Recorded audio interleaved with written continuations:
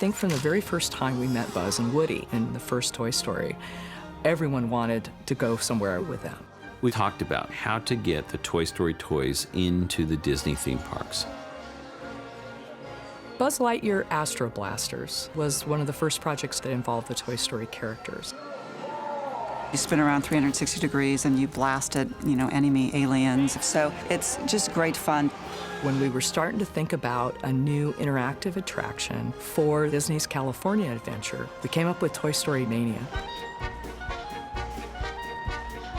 Toy Story Mania began as an idea of playing traditional Midway games with the Toy Story characters. So we picked from the Midway Games series the typical games, and we wanted it to feel like a three-dimensional digital real world. There was an opportunity in the second park, the studio park in Paris, that they wanted to do a new kind of land. So the idea came out, what if it was like Andy was playing with his toys in his backyard? It was something that would appeal to guests of all ages, to a very broad audience. It was colorful, it was kinetic, it alters your perception of scale, and it was a very immersive environment that we thought would work really well for Hong Kong as well.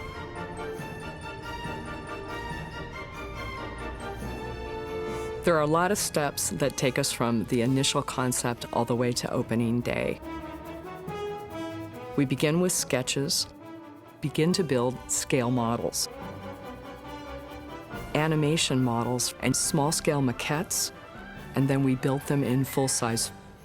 And then we did what's called a SketchUp model, which is a 3D computer model, and that helps us as we start to go through the land, and it gives us the perspective from our point of view.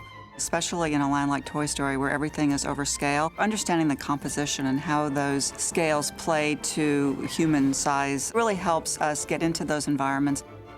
From the time we began clearing the site, it's 18 to 20 months of in-field construction before we're ready to open the park.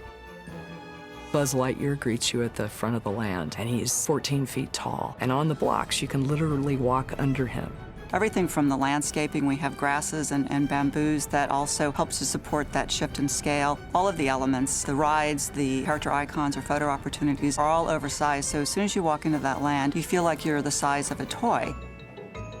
So we took a look at all these different cool ride systems, and we thought, what could they be like, in themed with Toy Story? And we love the Green Army Man. And we thought, oh, wouldn't it be awesome to have, those fantastic parachute rides that you ride up and drop down? They are so much fun. And we thought, this is like perfect because the Army Man and the parachutes are part of the original film. The guests go through the Quonset hut and through the transportation area before they board onto their parachutes. And we take them up to the top and teach them how to jump. There's another ride that we love where you ride on this kind of like a caterpillar or something that goes in a circle, and Slinky Dog. We just looked at it and said, it is Slinky Dog. So we developed this fantastic ride that Slinky Dog is chasing his tail, and where you sit is in his slinky coils. The ride itself really goes around in a circle. There's a little bit of a wonkiness to it as you're riding, but still very, very family friendly. Slinky speeds up, slows down, does a few little things like that, and it's really very charming. I grew up with Hot Wheels, and I just love Hot Wheels, and that's why they're in Toy Story, where Buzz Lightyear lands on the Red Baron and goes through the loops and goes off the jump. So we started looking at what can we do with RC car, and we thought, wow, we can make that car, that vehicle, look like RC, and we said, what if it's going on kind of a Hot Wheels track?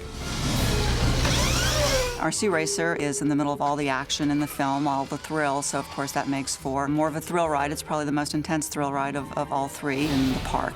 And the track itself, it is 25 meters tall on either end, and you're launched up the half pipe, and you hang for a few seconds before you come back down. It's terrifying fun. It's the kind of thing where you think, oh my gosh, can I really do that? And once you do, you want to go on it again. I think it appeals to the kids and all of us then to be a toy and be able to play with the toys in the Toy Story world.